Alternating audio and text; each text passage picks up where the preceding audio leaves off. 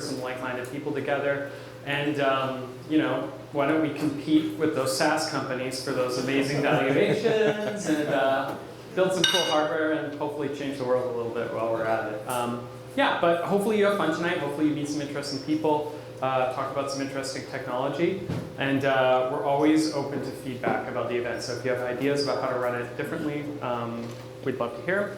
And on that note, I think in the agenda it mentioned a Q&A at the end of questions. One suggestion I got was to try doing the Q&A after each question for the panelists. So we're going to mix it up a little bit, and we'll kind of do the Q&A as we go. And if we have a little time, we might ask a few extra questions at the end.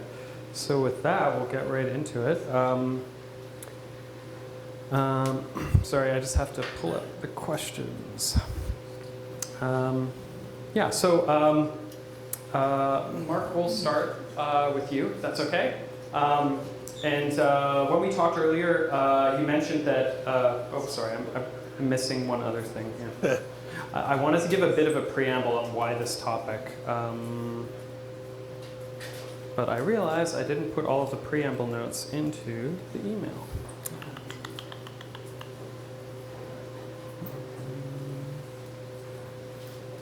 Sorry, everyone.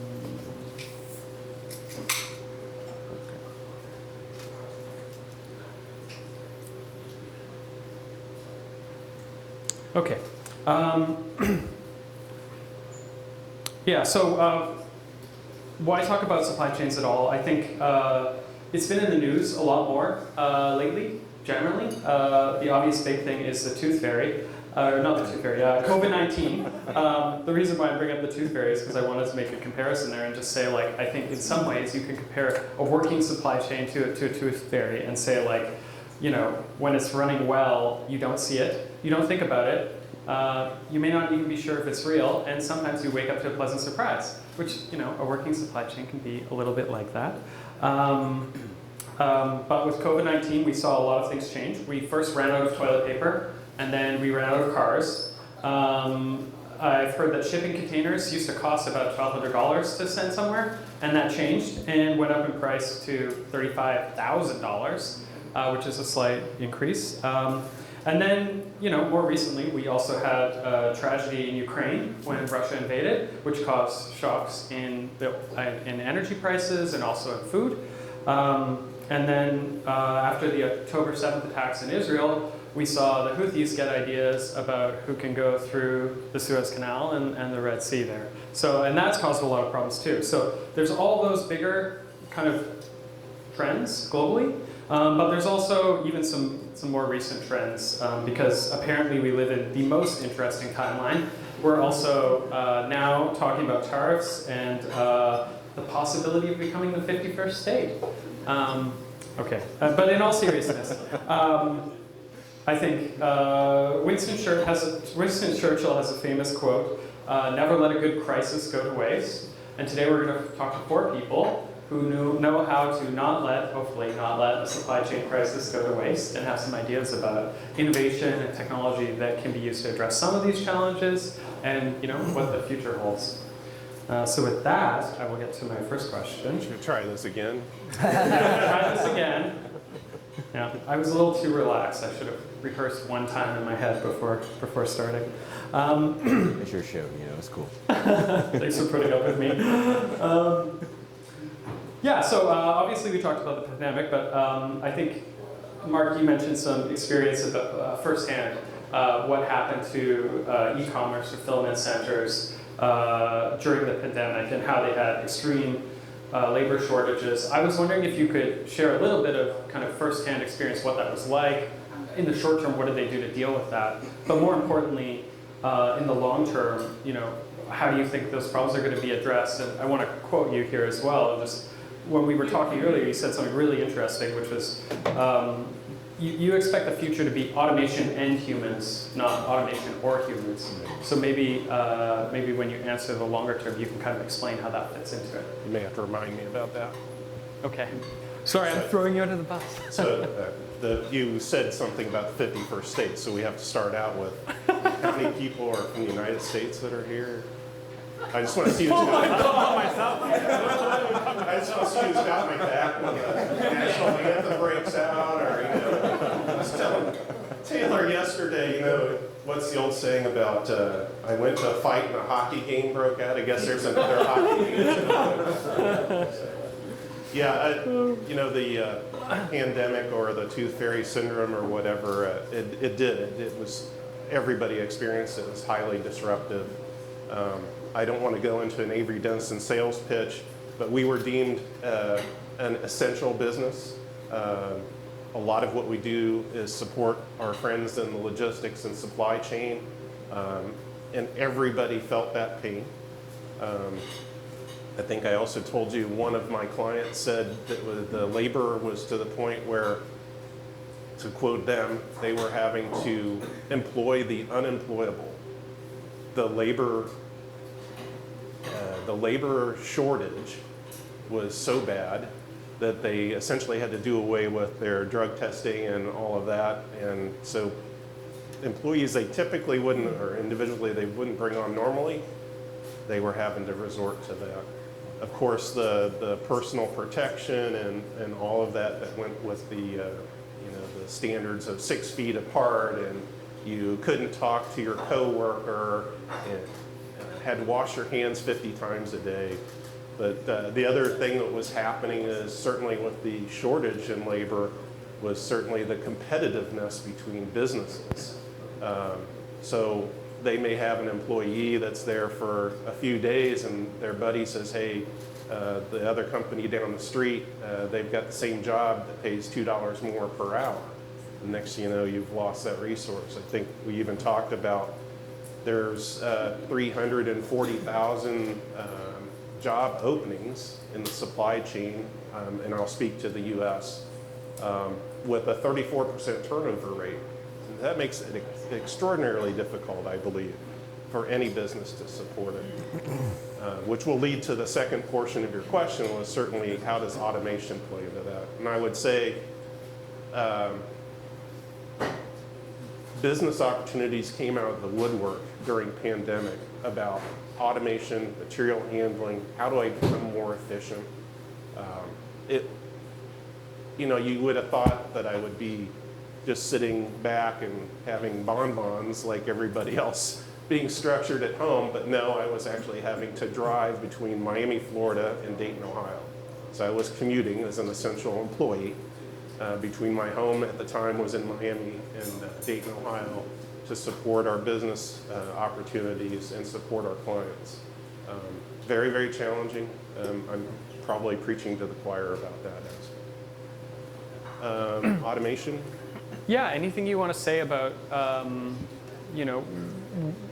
there still is a labor shortage, I think, in this Certainly. space. Like, how is automation going to impact that in the near or maybe even the long term from your perspective? So yeah, the question would also be, is it the labor shortage because there are greener pastures? So therefore, certain industries have problem retaining talent. Yeah. But even the talent they do have, can they work it more effectively? So the discussions about cobots or automation, more automated material handling. I was working with some of your team yesterday, and we were talking about some of the stuff that Amazon's been doing to integrate robotics into their operations. This is all public knowledge, so I'm not revealing trade secrets or anything here, but it's interesting, you watch their fulfillment process was a goods to person. You would occasionally see videos where they would have AMR would come up and pick a rack and bring the rack to people to do the picking process. Now we're starting to see ambidextrous multi-axis robots being put into picking up cartons and placing them. And the challenges behind that are immense. It seems very simple, but you have to think about the corrugate, how much weight is there, and if you look through their portfolio, they have to design or employ different kinds of robots to deal with the different types of packaging and resources. But yes, I still believe, I think the smarter industries or the smarter companies are going to be the ones that work on retaining the best talent, but maybe reutilize that resource. And so where I can use automation to become more effective, more efficient, and maybe utilize retain the talent to do other things within the business. That would be my desire as a business owner. Anything else you guys want to add, or? If I could. Yeah, so the way we look at that same exact, I guess, conundrum in a way, how do you merge human labor with automation, especially when it comes to material conveyance and material labor within supply chain? Supply chain is a natural attrition. So the areas where you have a natural attrition, you start to slot in, automation, robotics. And at the same time, look to communities that surround these hot test beds like ports and railroads and warehouses, and you reach out to local communities. You start to train these communities up in next-gen technology. So now you take those jobs that were once boring and mundane and dangerous, and you've now leveled them up to now you can work with a human and a machine, and that's integrating, logistics with human and robotics. And the same thing we're doing at Glide. So our core mission is to reach out to port adjacent communities, level them up via LMS training, and then we deploy them not as box packers or crane operators or train type folks. We actually deploy them as like digital twin workers or Glide drivers, for example. And that makes their kids say, man, well, Dad, you have a really sexy job. I want to do that now too. I want to work in supply chain. And now you've raised the awareness that it comes with supply chain jobs, because supply chain jobs are cool. So that's my point of view. Yeah. Nothing from the railroad guy? The railroad. Where's your legacy? Oh, okay. We're going to work on that too. Yeah, that's right. Digital twin? Yes. Digital twin worker? At least there. Yes. I might steal that. Yeah, steal it, man. Steal it. You can have it. I'm giving it to you. No, that's all really interesting. Yeah. Obviously, there's a lot to unpack there, and maybe I'll throw it to the audience and just see, does anybody have questions? Just throw a hand up. I don't know if we have a second mic. Question there? So I actually have a question for you. Like which parts of which parts of your industry do you feel would benefit the most from automation? Like you mentioned there were a few jobs, but which ones in particular, which sectors of that?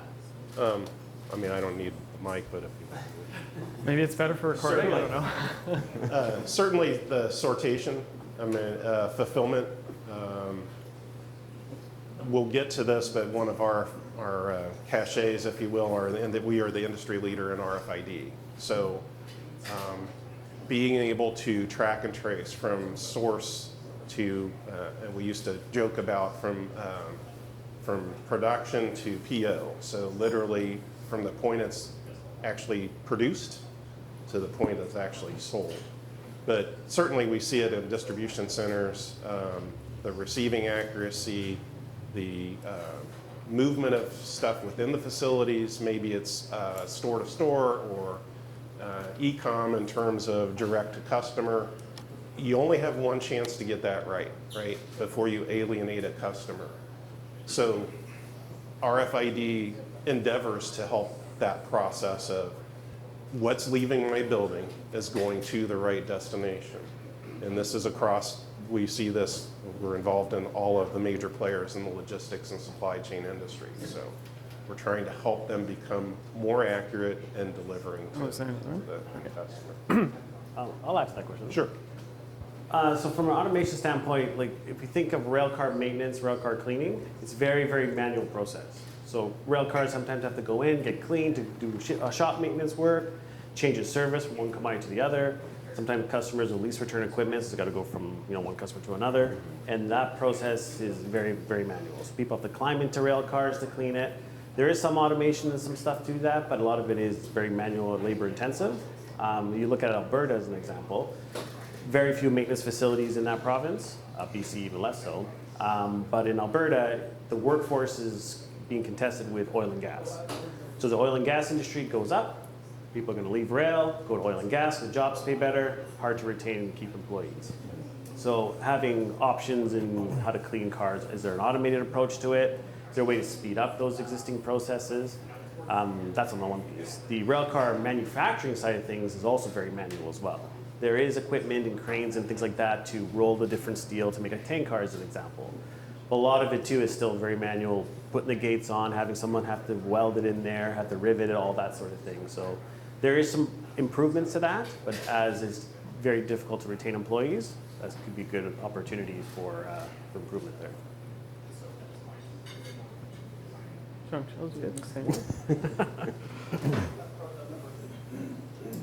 We work with a lot of communities, and first off, I want to say thank you for inviting me and having me here and having the panel here with us. It's a nice panel, and thank you, audience, for missing your national game. I was talking with Taylor earlier, and I said if you're going to have 3 Americans on stage, please ask the audience not to throw tomatoes at us. Throw eggs, because we have a shortage down there. They're very expensive. We would appreciate those. That is in my notes. I couldn't quite figure out how to squeeze it in. I got it in there for you. Because I wasn't you. We work with a lot of economic development organizations. So what we do is we help enterprises, governments understand risks associated with their suppliers and with their supply chains. And the way that we do it is we look at risk holistically. So it's not enough just to look at labor as an isolated, standalone, siloed risk. We look at it holistically from the community. As you said, what's around, where can we staff up, et cetera. So we work with a lot of local governments that are trying to figure out what they need. And just as we were having a conversation a minute or two ago, I think that the most important aspect of this is if you need help, go to the local economic development agency and tell them what you're looking for.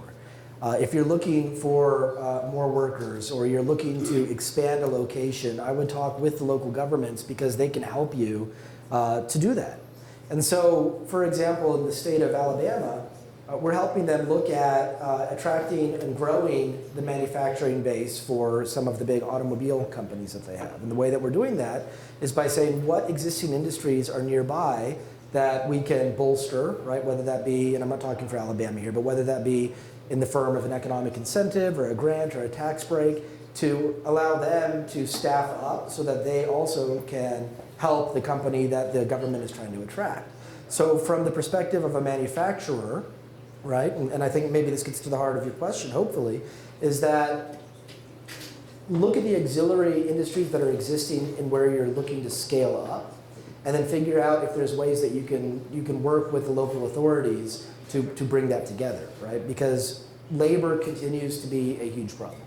And it's not just labor shortage, it's labor strikes, there's a lot to unpack when it comes to labor. Child labor and forced labor is big in what we do and look at for companies as well. So while we have changing economic conditions between countries, it's important also to understand where your labor is going to be coming from and where your labor already is. So I'll leave it there, but yeah, thank you. Why don't you hold? We've got 2 now, so you can hold on to that one. I think in the interest of time, I'll jump forward to the next question, which is for you, Kevin. Hey, thanks. I think my understanding is that one of the most impactful changes, and I think you mentioned this, in logistics and supply chain has been containerization. And that was something that people had thought about and known for a long time, even decades, but couldn't do. Eventually it happened, and it's totally changed the cost of shipping and all of these things, as some of our audience members know. I think there is a decent chance that robotics and automation have similar promises. And I wanted to ask you, what's standing in the way of that technology coming to market, and really, like, how is the work you're doing at Glide helping to bring that closer to the present? Yeah, no, that's a great question. So what stands in the way from an American standpoint, sorry. Are you being Canadian? I apologize. Is regulations, right? Regulations is the biggest stopper, and it will continue to be. On the road, air, and ocean side, it's a little easier than rail. Sorry, easier to adopt. United States rail, it's its own entity, per se. It does, and whatever it needs to do. I think it's the same here in Canada as well. Yeah, they're synchronized between the 2 countries more or less, Yeah. but they operate as one independent body, essentially. Yeah. So how do we overcome it at Glide? So we overcome it by demonstrating our value prop. What we do is we go to the customer, we understand the customer's pain points, and we point out how we can solve their pain points. The quickest way to a person to adopt what you're trying to pitch them is to solve a problem for them. And that's exactly what we do. So the problem that we're looking to solve is mode shift. So it's essentially taking road-based cargo and transferring it over the rail. The way it's done currently is there's a step and a stage in between. So it's a forklift or a crane that moves a level of conveyance, whether it's a container or a truck, a whole trailer, whatever it may be, that is picked up and then placed on the rail, and then that same process is done on the other side.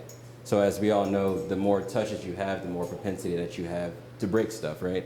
And it costs more. So when we go to the customer with this problem, whether it's a customer that does all the handling, they have folks that don't come to work, or they have machines that break, we solve that problem for them, right, by augmenting that issue. And then if there's a customer that needs us to ship something for them, we say, hey, do you want us to remove your transload costs, which could be between $500 to $5,000, and immediately they're like, be my guest. So that's how we're looking to solve for regulations, by demonstrating.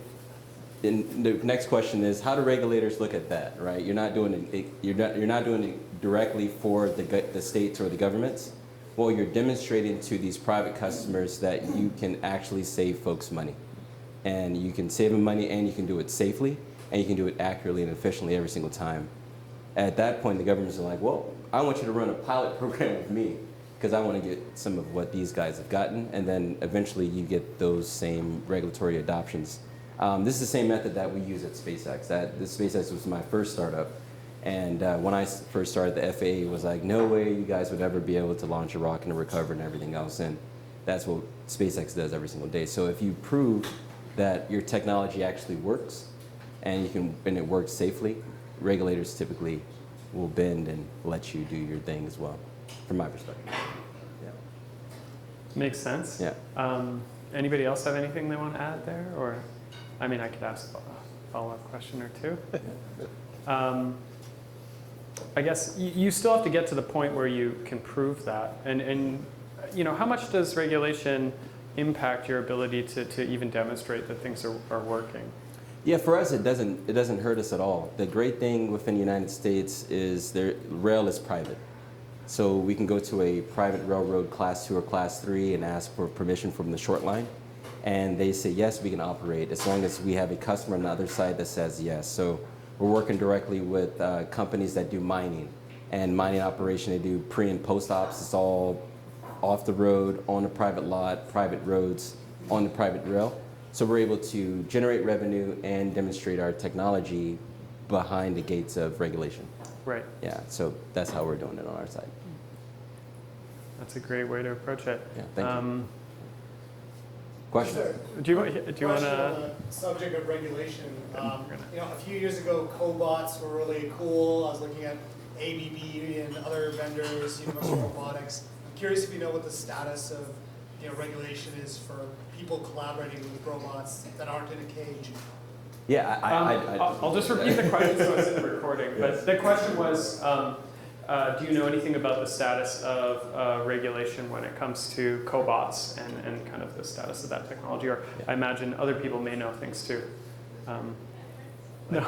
I don't, personally, I don't focus on that aspect. I focus on what can it do for me, and then I let other team members wrestle with the government regulatory, and does it need to be in a cage, or yeah, I know exactly what. Yeah.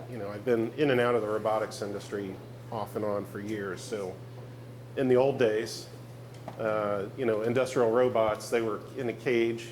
Everything had to be safety switches. That thing powered down. There was nobody going even anywhere near it. So I think it is a paradigm shift with, you're now interacting. You're literally interacting with the automation. So I don't know the regulatory side of the business. Yeah, I don't either. Anybody else? Not from that standpoint, no. Hey, you get a golden star, man. You stumped the whole panel. I will come back. If you email me, I will find that answer out for you, and I'll get you an answer. Okay, amazing, Yeah. thank you. Awesome. Any other questions related to the topic? You already asked one, so maybe. Mike, can I answer something? You mentioned about the regulation in America. Do you think the same demonstration method can be used up in Canada, or would the market be a little different up here with different governments? Yeah, I mean, that's why I was tickling around with. I don't you want to add. So rail's interesting because your product will go between Canada, US, and Mexico and back. And you don't want the train to stop at the border and then change cars and change crews and change, well, crews is a little different, but change cars and equipment is not efficient.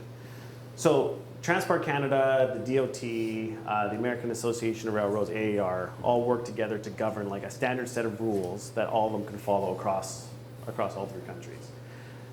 So from like a rail car design, if you create a brand new design, you have to get the AAR to approve it.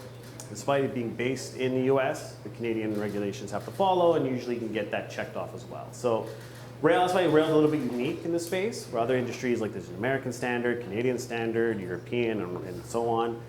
Rail, if you got the one standard figured out, you're likely to get approved. If you get the American standard figured out, you'll get the Canadian one approved. Or the Canadian one figured out, you get the American one approved. There's some nuances with some of that stuff there. But a lot of it, like on the rail side, you come up with new design, new process, you have to get it tested. There is two or three different test centers. One's actually in Ottawa, which are actually a lot of American customers and clients and manufacturers will use the Ottawa test center as well to test equipment and things like that. The thing is also one in California and a few other different places in the US. So that one's an interesting, unique case. So the method you use in the States would apply up here and vice versa. Trucking, I'm not sure. Trucking, I'm sure DOT may have different requirements than, say, Transport Canada. But yeah, rail operates in a very unique standpoint. And a lot of that, too, is to make sure you have free-flowing goods across the border. You still got to do the customs piece you still have to do. So if you are doing cross-border movements, you got to make sure you have a good customs broker and all that process. And there's tax implications for crossing different provinces, states, and countries. But from regulation standpoint, it's pretty hard, standardized for the most part. Yeah. Makes sense. I might add one thing too that kind of came up in some of the conversations and that we've seen as well, which is, so I'll borrow, since you mentioned mining, I'll borrow an example from mining. I know of local mines in Canada where they have looked at deploying autonomous haul trucks, like a proven, known, working technology, and they can't deploy them because of unions, for example. And that's not to say that all unions are bad or anything like that, but there is like a cultural element of adopting technology, I think, and getting people to look at this and be like, not having this like knee-jerk reaction, like it's stealing my job, to this is allowing me to not get a back injury, or this is allowing me to actually make a little more money or something, or like go skill up and do something else, work on building a digital twin. Is that a sticking point when it comes to adopting robotics automation, or is that something that you don't see very often? Yeah. Actually, I had a relatively recent experience, and you speak of the union stuff. So I was asked to go over to Europe, and I ended up in Denmark to help a client. And we're over there, and we're like, well, we need to make a change here, and I've got a screwdriver here in my bag. And they're like, no, you can't do that. I'm like, well, what do you mean? We just need to make a simple change. No, we have to have somebody come over and do that for you. Yeah. The same thing as walking through the facility. There's what we see typically in the US is they throw bodies at tasks. So go unload that truck, and they'll put 10 guys or 4 guys or 2 guys or whatever to unload that truck as fast as possible. Well, in Denmark at this facility, no, they had one guy, but he had to use a robot or a suction device that was on a gantry to pick up each individual carton to put it on a conveyor. So very different geographic dynamics, I think, as well as the union aspect to it.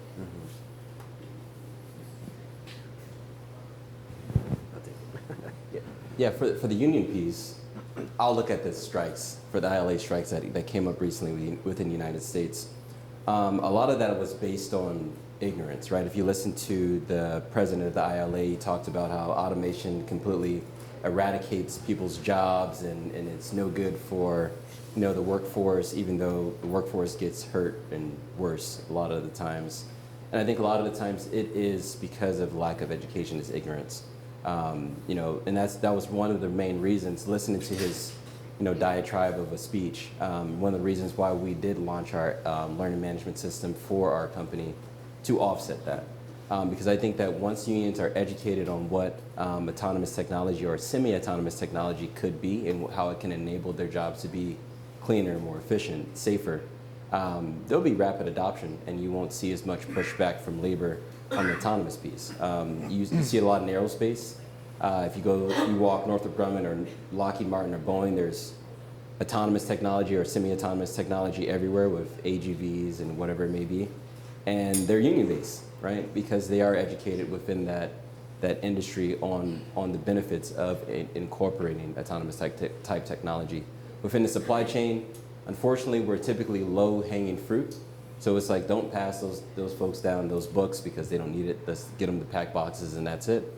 But there needs to be a paradigm shift. And I think that with the labor shortages, there will be, because we won't have an answer to it, right? It's either adopt, educate, and deploy, or not ship and your landing costs go way up. So, yeah. Makes a lot of sense. It reminds me of the different ways I can argue with my 6-year-old. Yeah. I can tell them, you have to do this. And sometimes that works, but you're usually going to hear about it later. I can tell them why they should do it, and it might not work immediately, but when it does work, it tends to stick. Yes. How do those arguments go with Steve, though? Yeah. Oh man, Steve is his own set of problems. Poor guy. Steve is my corgi. If you ever come to MistyWest and you get barked at, it's his fault. He sounds a lot worse than he actually is. Okay, on to the next question. Thank you for all the great answers. Yes. So this one is for Adam. Earlier you described track and trace technology in rail as being 100 years behind. And I'll borrow another quote from you. You said they had to go from basically the rotary phone era to the iPhone 16. And the company you're working with right now, RailState, is trying to do that. I was wondering if you could tell me a bit what that process is like, and what does it mean to be living 100 years behind current technology trends? It's probably even older than that, to be honest. But so rail's an interesting beast by itself. So the trains, the rail cars, they have evolved over time, obviously. There's no steam engines pulling freight anymore, although some places try. So from a technology standpoint, that has changed. But from a tech track and trace system standpoint, that's where a lot of opportunity lies. So the railroads, per design, restrict information to their shippers. They don't want people to know how their operations are going, lots of scrutiny around it. They are very much like monopolies. So they know that if you're going to ship a significant amount of bulk from point A to point B, you don't have the opportunity to switch to truck or another mode. Or if you do, it's extremely expensive. So they know rates are going to go up, I can do whatever I want. So keeping people in the dark, that's what happens. So because of that, decades have gone by and track and trace is available but limited. So I give it the rotary phone example. I know how to do my dial, for those who remember the rotary phone. And that's what I do. Now, with big data and all this new tech that's come out, and especially with AI, we've done the quantum leap from rotary phone to iPhone 16. So you take grandfather, great-grandfather, whoever's accustomed to that technology and say, hey, here's your iPhone. Now you can do everything. Well, they're not going to know how to use it. So that's the issue we're trying to solve. So at RailState, one of my clients, what we've been doing is putting independent camera sensors beside the track, and as the trains go by, we can capture that information, and we can report that back to shippers, government agencies, or anyone who's interested. That data is not readily available today. So railroads will give you data. It's a couple weeks old. It may be incomplete. It may have been scrubbed. What we're trying to do with data is give them the unbiased truth to say, this train did go by. Here's what happened on the network. Think of it like Google Maps, red, yellow, green. You can actually see what's happening. And the goal really is to have the shipper make informed decisions so they know that, okay, well, if I'm going to send my cargo to the Port of Vancouver, what's the status of the Port of Vancouver before I depart my train? Is it congested? Okay, great. Maybe I shouldn't ship today. Maybe I can ship today. Maybe I need to truck. Maybe I need to switch rail carriers. So it gives them that actionable insight. All of this is relatively new. So like I would say we're moving from the rotary phone. I would say we're probably at the cordless phone stage right now. Like we're starting to evolve, but we're not quite there yet. There's tremendous growth, and my advice to folks in this space or looking to get in this space is it has to be easy. So big shippers, look at oil and gas, grain shippers, those sort of things. A lot of it there is they don't have the time or people resources to dissect raw data. So you throw a bunch of data at them and they're gonna be like, well, I don't know how to dissect this, so I don't have time for it. If you can make it simple, handful of clicks, whether that's software, hardware, or a combination thereof, it'll adopt pretty quick. So I would say Rail is right to get to the iPhone 16. They'll get to iPhone 16 when we're probably at iPhone 25 by the time we get there, but they are catching up. I think AI and those processes will speed it up, where you can ask your AI model, like, hey, when's the opportune time to ship my cargo? Here's all my parameters, and I'm gonna give you an answer. So we're working towards that. So it's we're getting there. It's slow moving. Railroads aren't fast by any means, and I don't think they will, but they are a necessary part of the supply chain. So.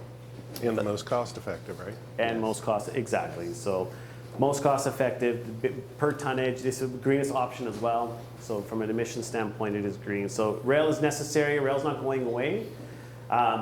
People moving into rail from that resource standpoint is decreasing rapidly like trucks. So it comes down to how do we automate some of the physical processes and system processes to make that more streamlined and efficient. Makes a lot of sense. I wanted to ask some maybe current iPhone 16 users. How do you know that you've made something easy to use? Like Chanchal, you use, I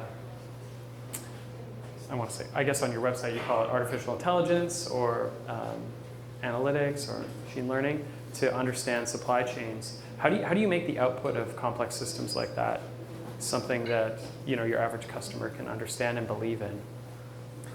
I think when it comes to technology adoption, it's. Let me give you another example. You have kids, right? So, my daughters, both of them, when they were 2 years old, or younger than that, 1 year old, really, if they find the iPhone, they know how to use it, right? They can pick it up and they can push the app and they can get where they want and figure out how to play a game. So I don't think it's necessarily trying to translate that technology and give people that technology. It's giving them the outputs. So for us, we try to meet our customers where they are. We work with a lot of different systems, but we lean heavily on some like Esri, for example, right? Big mapping company, because people understand maps. People are visual.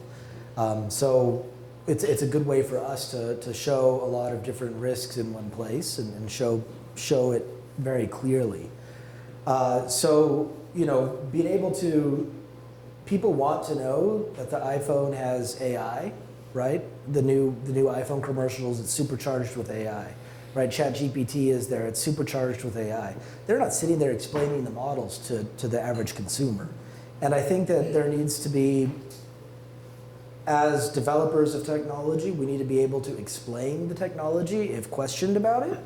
And we need to be able to defend what we've put into the technology. But at the end of the day, customers, this is marketing 101, want benefits, right? They want benefits. They don't want to know how hard it was and difficult it was for us to build it. They want to know what it does for them. So the iPhone says, hey, take a picture and erase that photo bomber in the back, right?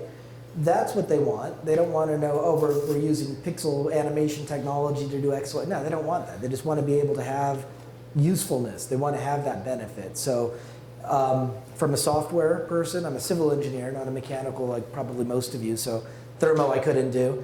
But from a perspective of a software company, right?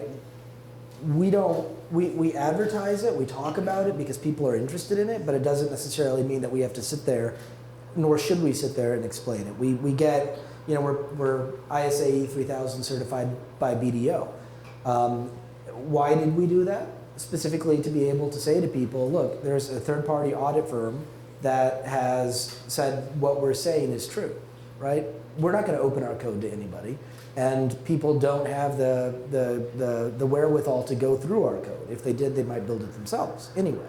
So, you know, I'm not, we were talking about strollers earlier, right? I understand in principle what you're telling me when you say my stroller has a load capacity of XYZ and it's gone through these rigorous tests. I understand what that means, but I don't have to know what you know, the composite material is and what screws you're using to put the stroller together. Makes sense. And Mark, you have experience on the hardware side, and you're coming at this a little different in that, like, you know, you guys are the industry leaders at what you do. So there is already some credibility there. But, you know, I imagine making something really obviously useful is still not an easy thing to do. I don't know if that's something you want to comment on. Or... Yeah, I think, to my counterpart here, I think the big thing that we struggle with as innovators is I don't want to add to the process. I want to improve the process, right? And so if I can take my guys that have been around since the 1800s running those steam locomotives, and they go through a radio frequency gate and that records whatever information, that doesn't impede the processes that they're accustomed to. Do I maybe eliminate some steps in that process and therefore I gain efficiencies? So I think that's, to me as an innovator, and my function in life is, yeah, the technology, gee whiz technology and all that's great, but I don't want to decrease the throughput or the output or the outcome.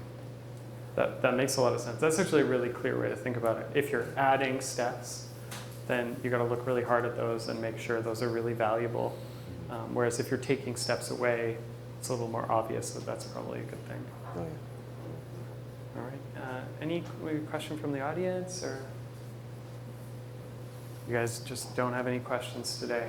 Usually that's not what happens. Vlad, you got a question? Yeah, I'm super interested in the port strike and kind of the extremes between COVID, where the cost of containers went to infinity, and then on the other side, like America being held hostage by port workers. And there's this like thing I've never understood from a Canadian perspective. Like, how is that allowed? The U.S. economy is so large that your ports have no automation, as far as we can tell. Like, modern ports shouldn't even have workers on the docks. It should be people in offices looking at closed circuit TV and working robots. It's one place where the U.S. has completely failed to deploy technology, and it just doesn't make sense. Like, there's so many billions of dollars of like risk capital in the U.S. Why has no one just built a fully automated port and with 5 times the throughput of adjacent ports and just eaten their lunch? Like, Yeah. Is there some political element? Like, how does that happen in America? But I think that goes to your point about the mining. Straight to your point about the The mining. Canadian has the mic, so we're going to have him answer that. About culture or unions or? Well, your point about the mining was, the driver of the truck, the salt truck. Yeah. Right. And the union prevents, they're so ingrained. I think didn't we have a strike of some kind? I think I was actually in New York when this was occurring. So the Teamsters or something were shutting down the port, or they weren't going to move anything. But I think they have more influence over, you can't take away my job. So therefore, I agree totally with what you're saying. Why can't I bring a container ship into port and have it automatically unloaded? The logic and the capability is certainly there. Yeah, and to add to that too, like even here, like the port strikes here as well, like the unions have been around for a long time. Even on the rail side, they've been ingrained since the beginning. So that has continued on, and a lot of the pushback, besides pay and then all that good stuff, is automation piece too. Like, is the robotic thing going to take away from my job? So one example is a grain train that comes into port. The grain gates are manual. You have to put this little device in there, it's called a pogo, and you turn it and the gate opens and discharges. And there's a guy with a machine that plugs it in and pushes the button, waits there and unplugs. It's very manual, it takes forever. There is ways to automate this. So there's ways like it pulls up and lines up, robots can go in and push a button, and that's it. So a lot of ports adopted this technology, but took forever for them to actually approve it. And it was the education piece. It was teaching them to say, you know what, like we're not going to eliminate your job. We're going to change it and evolve it that instead of you having to plug this in manually, you're going to save you a bunch of time. All I got to do is push a button and deal with any exceptions. So I think with the port stuff, like, you know, unless you're going to union bus and that's political and all that different stuff there, to make a fully automated port, it's possible.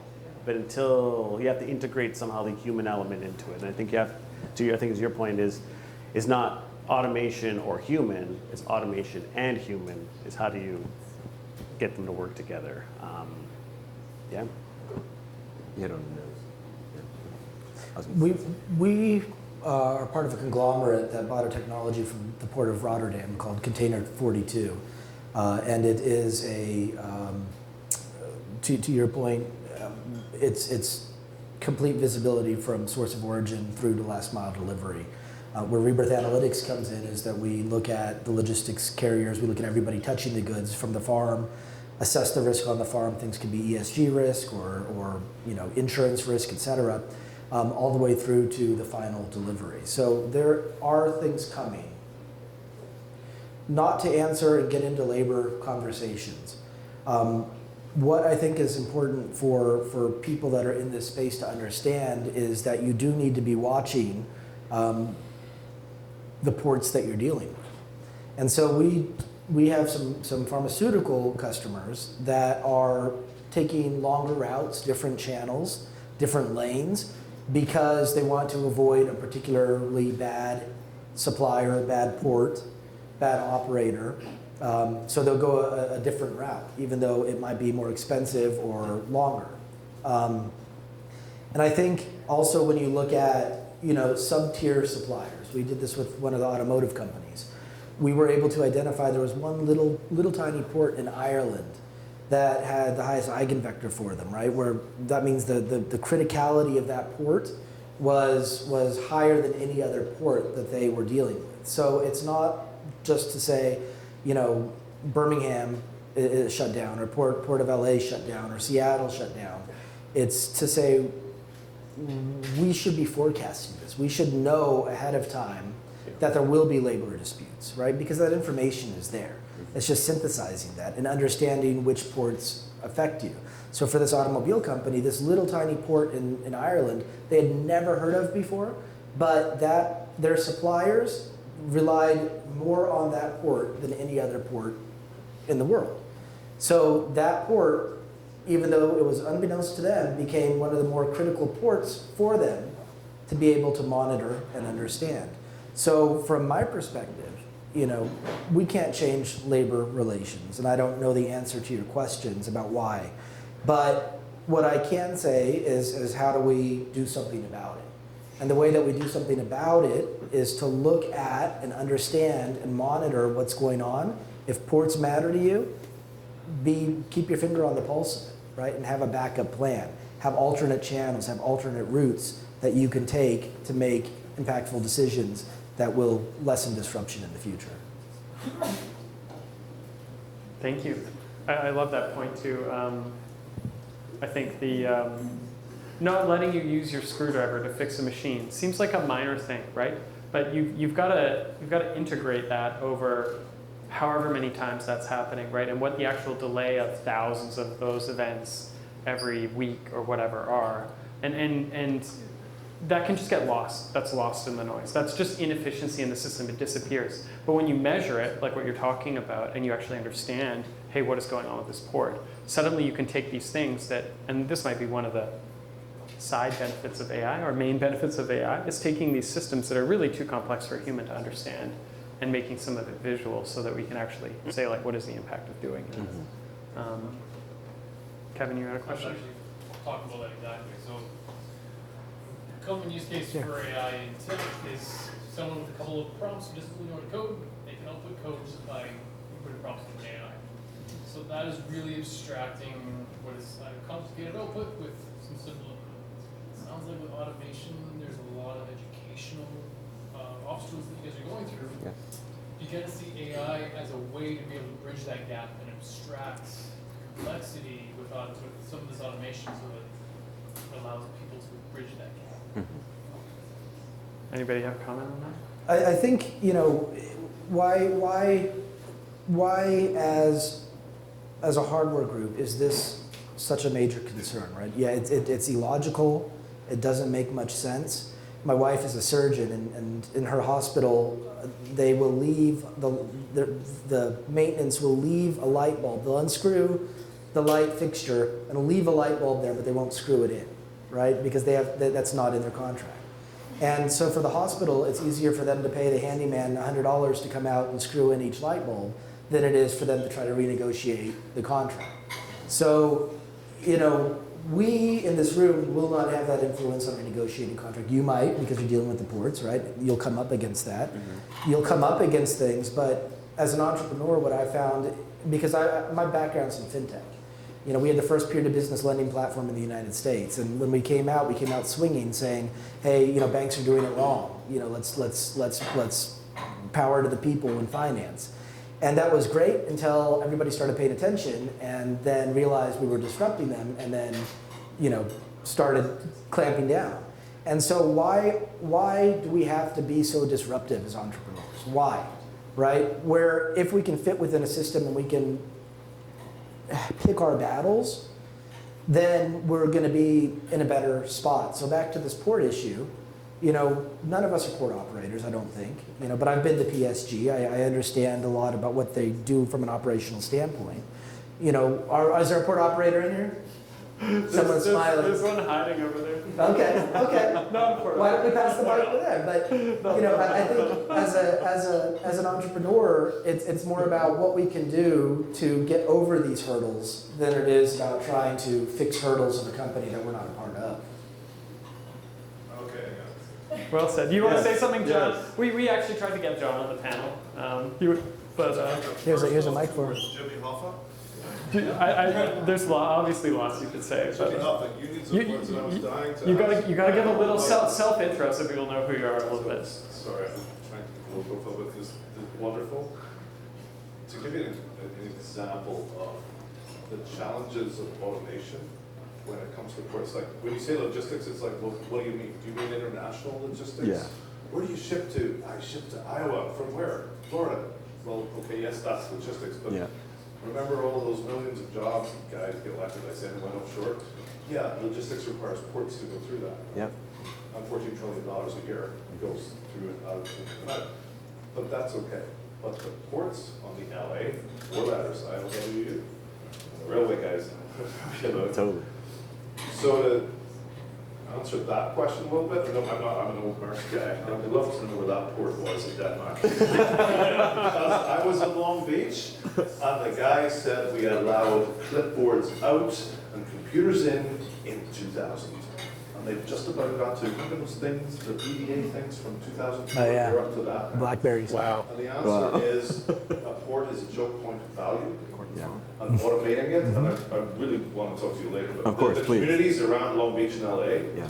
and I was living in Lagos at the time, wow. for Maersk, Wow.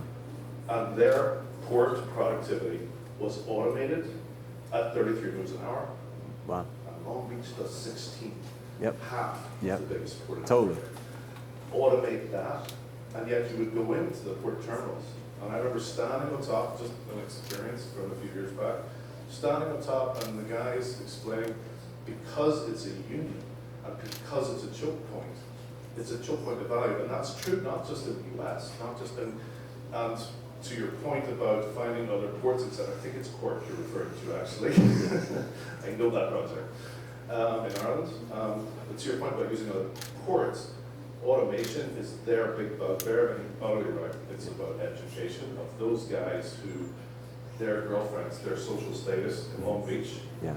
is predicated that they are successful gentlemen, Yep. working with work, providing an important service to the economy, whether it's the US or any other. Yeah. Automating that is incredibly sensitive. Yeah. And then there is the Jimmy Hoffa element. Yeah. The Teamsters, etc. Yes, he is a prophet of the Netherlands. He's not American. That's he's too for shipping out of the Netherlands. But the automation, this has been, particularly in the US, like I sit in Istanbul these days, and when I tell people about the ports in the US, here in Canada, it's less so, it's not as regulated. They're just like, what, they can only do 16 boxes and just ship it in an hour? It's like, Yep. because, and that's a good day, because if somebody pisses one of their guys off, and it's basically, it's a closed shop, I guess, Yeah. you want to say.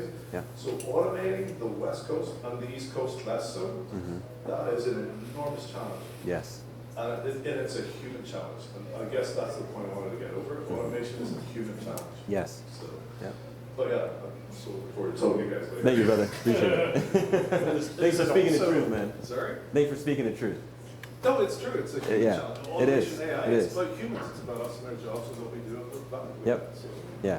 Appreciate that. Until the AI overlords take over, right? Sorry. But is it also an infrastructure play here too, Yes. right? So Long Beach is a great example of how not to do it. And I was there during whatever was going on, and to the point, weren't they dumping containers? The guys were just literally dumping trailers and containers randomly on the side of the road. Yep. So they could turn around and get right back into the port. But then it's still an infrastructure play because they couldn't get enough trucks into the port. Yeah. So the innovator in me says, yeah, I could come up with some whiz-bang, pie in the sky way to reconfigure a ship to unload itself, but then have I just created another bottleneck Yeah. in the system? And that's where your rail lines come in, right? So it's the roads are congested. Port of Long Beach has a bridge that stops everything Yep. from going underneath it. So Yep. it's a choke point.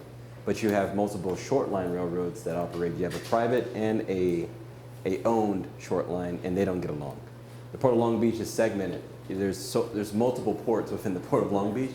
Some are private, some are owned by the municipality, some are owned by the state, and they never get along. So that's the other piece. But rail, for the most part, is severely underutilized within that network. When the roads are shut down, the rails can't figure out which one to switch, so you have a choke point there. The transload there is really, really slow because all the forklifts with the unions, so that's another choke point. So what we experience inside the United States is a severe underutilization of the infrastructure that we have in place. You'll see Class 2 and Class 3 railroads with weeds growing through them because they aren't utilized enough. Or there's multiple derailments on the track because track inspection is so expensive that short line railroads are like, I'm not doing track inspection, I'm just not going to run a train. So the infrastructure piece is a huge, huge issue in the U.S. that we're looking to rapidly solve. So, yeah, great point. There's another startup idea in there, automated track inspection. Well, that's what we're doing too. Oh, I thought you were just moving things. Yeah, we're moving things. Well, think about this. So we utilize sensor fusion. So how we use sensor fusion is we use geospatial mapping to identify the datums on the track. So you have an autonomous road-to-rail vehicle. You need to identify where you have these datums on the track so that you have your rail wheels that align on the track and go. So what we do is we use that exact same system to do tertiary track inspection and ground inspection, and we sell that data back to folks because we're already going down the track. Why not inspect it at the same time? We're not able to do full geometry type measurements, but we were able to capture enough to be dangerous. So that's the part of our value prop as well. Strap a real-time kinetic GPS on there No, and go totally. to the races. There you go, man. That's how you do. So automated rail inspection is a hot point, right? It's kind of illegal. So the way that we're able to do it is we go on the track with a piece of cargo and we take pictures and we say, okay, we have pictures to show you. You want to take the data? Cool. You can't give it to the FRA. They'll put the kibosh on automated track inspection. Everybody's tried and everybody's failed. Union Pacific is a huge proponent for track inspection, and they've failed, and they're the biggest railroad in the United States. So, yeah. Sorry, did you say it was illegal or? Oh no, it is illegal. Yeah, the FRA said no automated track inspection. Yeah. Yeah, I mean it's Jobs So guys. the jobs guys, It's right? it's another manual process and people process. Yes, $2,500 per kilometer to inspect the track. If you automate it, we can automate a track for $250 per kilometer, right? I mean, it's a big difference. You're putting a bunch of people out of jobs, so yeah. Questions? Sorry. Yes, sir. We do have. Oh, sorry. I'm taking over your. I am not the leader. Yeah. But Well, he was giving away your idea anyway, so yeah. I don't know. This has been really fun, though. I've learned a lot. Yeah. And sorry for trying to get people to compete with you just a moment ago. It's all good. Yeah, come and compete. I love it. I mean, it's friendly competition. That's how we change the world. Yeah. Right? Nothing's off bounds. Yeah, no, sounds good. You can always acquire each other there, like good friends. Okay, so next question. Chanchal, this one's for you. What I was going to say is when supply chains fail, the impact can be really obvious and painful, but the cause is often quite hard to diagnose.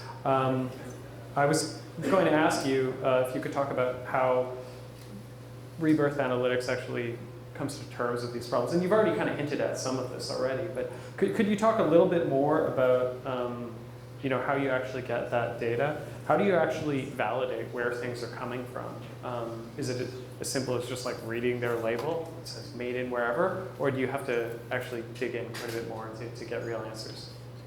Yeah, I think you have to dig deeper. So I'll just give you a few statistics that are shocking to me at least.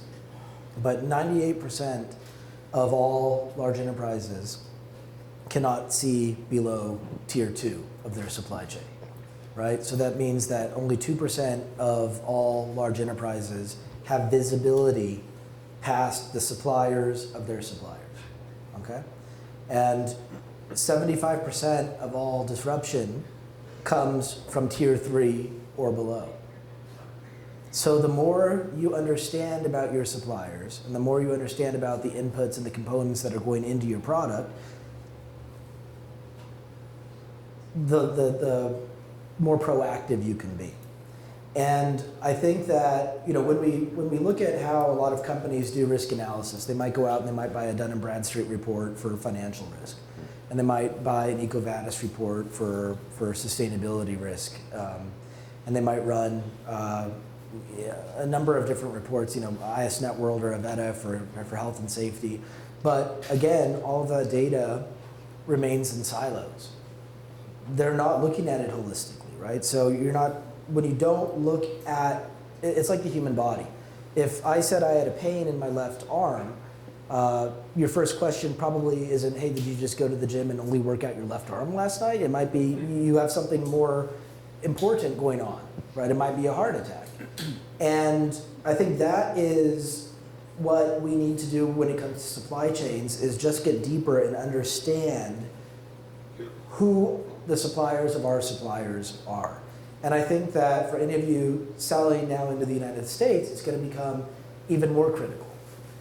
Because it's no longer, last time, 4 years ago, what companies were doing was manufacturing in China and then shipping it to India or to Mexico to assemble and then bringing it into the United States. So, I enjoy the alcohol. Sometimes they ship it to Canada and Mexico, but keep that a secret.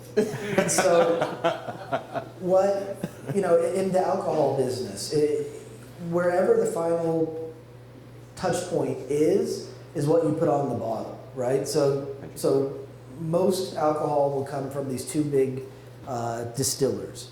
They're kind of industrial distillers. And then the smaller companies will buy them, make minimal change, and that change could be even running the alcohol over a piece of charcoal from like a fish tank, right? That constitutes a change.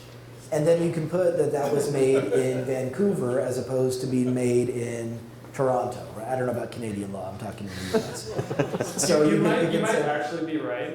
You guys are talking about regulatory issues in the U.S., but I think sometimes you guys are the same. I was going to say you might be a little better off in some cases. And I think Europe might be a distant third, but it's another conversation. Yeah. The important part to realize there is that 4 years ago, it was able to be gotten away with. I really expect this administration now to start looking at components that are going in.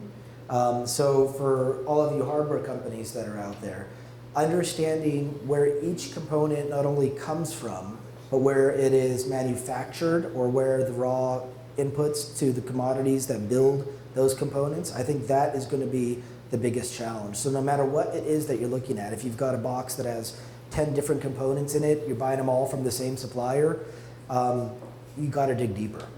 You gotta dig deeper, because that is what's gonna hit pretty soon, in my mind. And I think that's gonna be a costly lesson for a lot of companies that don't know where their tier 3, tier 4 suppliers are. Awesome. Mark, anything you want to add on how to dig deeper or what you've seen? Well, certainly with RFID, advent of RFID, the incorporation of that, we'll use the apparel industry as an example of getting deeper into the understanding where things are coming from. The challenge, ironically, the challenge in RFID with apparel, it's just very perverse. They started with RFID labeling at the distribution center, not at the source, because they saw the immediate payback was in sales uplift in the store. So they essentially, even though there was an ROI there, they essentially ignored the rest of the supply chain. And so that was one of my fortes in going and looking at things. I hate the word holistically, but that's really what it was, is how do I improve the process? And if in the source manufacturers, they couldn't justify the cost of adding that label there, so the retailers have to push that further back and further back. Well, now the factory sources are starting to see the benefit, because now their accuracy and their claims of what they're shipping. And now, you have to think about apparel. It used to be just a SKU number, so a color, kind, size. Now it's, I actually have a serialized number of this specific shirt that follows me all the way through the supply chain. Now, the downside of it, which is probably where you're really going to benefit, obviously, is the amount of data that it's generating is massive, right? Hundreds and hundreds of thousands of units.